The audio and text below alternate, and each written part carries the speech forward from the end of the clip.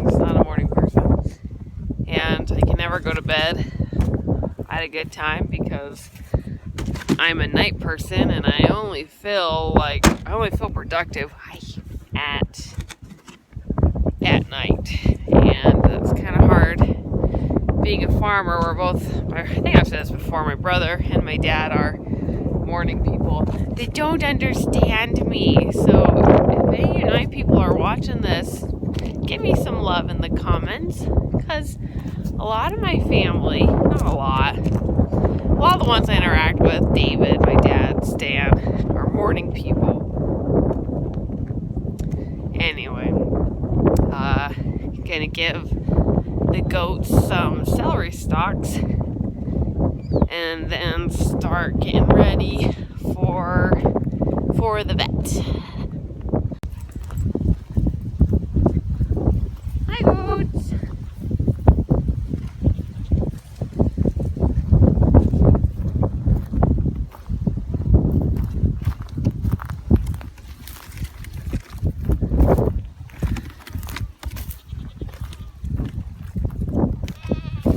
Yeah.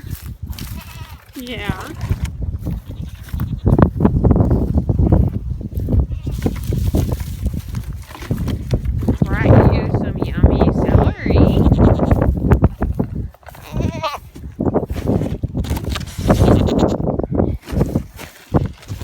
Dude, you're standing right in your fin. Watch out.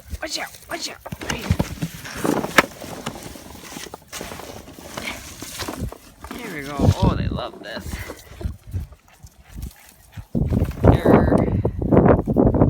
Oh, boys. Ooh. Goats are fun. Didn't know how much fun and didn't know the personalities goats could have until we got some. They're quite a pair.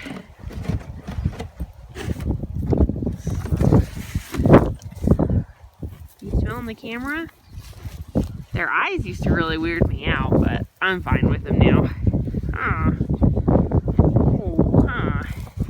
What? You can't eat the phone. I can't eat my fingers either. Silly.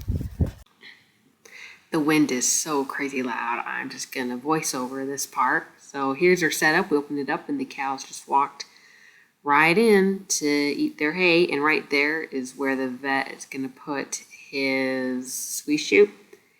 And then we have a fence set up there, electric fence, to keep the cows in a smaller area for when we need them. Stan's just spreading out the hay there for the cows to come in. Oh, we also sectioned this part off so when we let them out of the squeeze chute, they can have this fresh area to move into. And I guess I should mention now that the vet forgot to bring his squeeze chute, so we actually ended up having to use ours, which was okay. It's just kind of gimmicky and sort of homemade and doesn't always fit the big cows, but it worked out. Here's an ultrasound of Big Mama's calf. That was really fun to see as he preg checked her, and that was a really cool experience. Oh, Big Mama.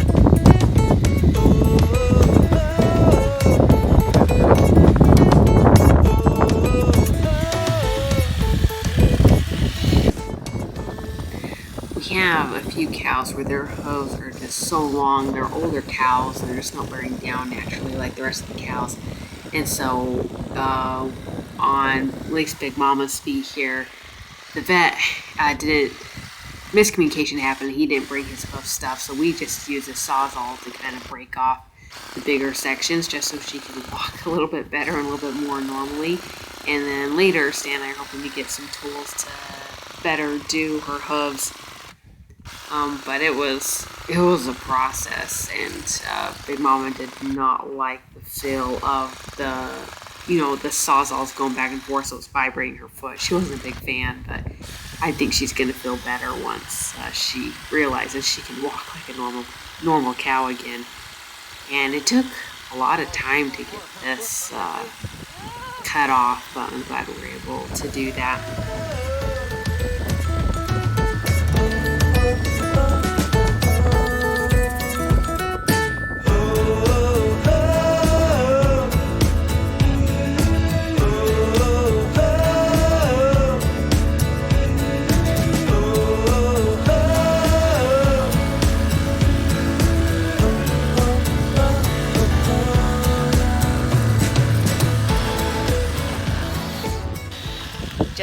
this much hoof off of Big Mama. She has some long hooves, and dogs love hooves.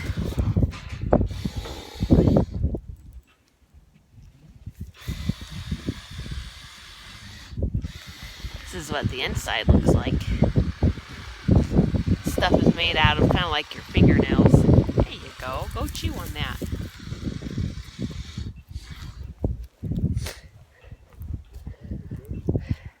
We like our cows, our hooves to come off naturally just with the walking and everything that they do.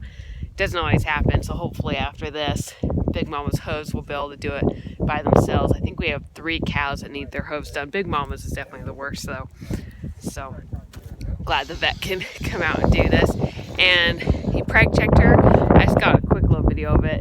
Did a little ultrasound, and we couldn't find the baby, but he saw the placenta cord, and that tells us that she's pregnant, and she's just finishing up with her first trimester. So yeah, she's not super excited, but she's gonna feel a lot better with her hooves when this is all done. I did not get any more video done with the vet because it was all hands on deck with him doing the preg check, and then Stan and I trying to get cows in, and then running the squeeze chute, and I forgot my tripod, and so I couldn't set up to video it, and so next time I will try to do better. But it went really well. Usually, I guess usually when we work cows, they show some signs of stress, like some like really loose manure, like kind of like diarrhea almost, and hardly had any of that. It was super slick, not a lot of stress mooing. It was really nice. It was a good, I mean, I'm sure that was probably used to like bigger, more, I guess, easier things, but for that portable setup with the panels and stuff, it was really nice. And like I said before, where the vet didn't bring his portable squeeze chute, we had to use ours, and luckily we were able to put everyone through. Babe, she's a red tri-herd, she got stuck, her hips got stuck, and so we had to take out some pins out where the head catches and open up a little wider. She kind of had to turn herself in, but luckily she got out. But like we were able to get her through. But everyone else went really well. It's really nice to know who's pregnant and who's not. We have 1 cow who's not pregnant, so that's really good to know that. And we also learned that one of our cows, after she had her calf, she lost so much weight, and we didn't know what. And I think I talked about this before, so we wanted to know what was going on with her. And it turns out she is just an old cow, and the vet called it a broken tooth cow or broke tooth cow. Anyway, it's where cows only have bottom teeth, and then they have this really hard, kind of like gums, but it's like really hard. It's called a dental plate, dental pad, and so it's like their gums, but it's really hard. And so when they grab feed, they loop their tongue around it, bring it in, and then use their bottom teeth to push up against their dental pad and rip the feed. And so she looks like a baby, like, it's like a tooth here, and then some teeth is like half broken, and she's not in pain, she just can't get enough to eat. So we have 2 cows like that, and so we probably won't have them very much longer. This will probably be their last year, just because they can't eat food, and when it's the circle of life. And so we just helped that along a little faster. But it was really cool to see where all the babies are at. We have 1 cow that's only been pregnant for maybe a month, and we have other cows that have been pregnant for 4 to 5 months. And he had I had the video of the ultrasound. It was kind of cool to see that. And so like the 4 to 5 month old baby calves in the womb, he said are about the size of a cat. I guess cats can really be, so I'm going to say like they're probably about this big at this point. Yeah, we'll say this big. And that was really cool to see. And for those of you who don't know, and maybe you don't want to know, but you're going to find out, is when you do an ultrasound on a cow or you preg check, the vet puts on, he had like this cool, like almost like an apron on the side, but also has this sleeve of plastic, and then he then a glove on, then he puts a bunch of lubricant on, and then he goes where the poop comes out and goes in there, and that is where he can go check on it. So he can't go through the vagina because the cervix won't let him go there. So if he goes through the anus, he's able to feel where the uterus is and stuff, and feel both the placenta cord and or the cap. And he also takes the ultrasound. He has the ultrasound wand that he just holds in this kind of, I think it kind of goes like this, and then he like takes it in, and then he's able to see where the calf is. And so that was really cool, kind of messy. He just, in the one video where they're sawing off the hoof, I don't know if you could see that where he looked like he had the green stuff on his arm, that was poop, you know, just from him reaching in. And so yeah, but he did all the cows that would show that they're pregnant. So we have some cows that just got put in with a turd muffin, and so we won't be able to see when they're pregnant till another month or so, but we're not too worried about them right now. And yeah, it was a good experience, and it was a learning experience too. Always trying to be better. Trying to think if there was anything else that went on. I feel bad I didn't get any video of the way we were. I know I've had put some video on like Instagram or something of us moving the cows. It was a time lapse, but I just wish I would have gotten a video of us doing it this time. It was really cool. It was it's always nice when it goes well, which it usually does, and really appreciated the vet, Dr. Barton. I think it's Barton. He's from Mount Pleasant. He drove all the way down. That's like at least a 45-minute drive. So really appreciate him and his help and just advice and helping us with the cows. And he also, we talked to him about the 2 cows that died, and he said that it actually might have been, they died from ketosis. And it's kind of the same with humans, except cows were not meant to go into ketosis. And so pretty much meant they went from higher quality feed to lower quality feed. They started using their fat. The 2 went into ketosis, and because they didn't have enough food, or not, they had food, because they didn't have enough higher quality food, like with the protein and stuff, that their body kind of went into shock from the change, and they died.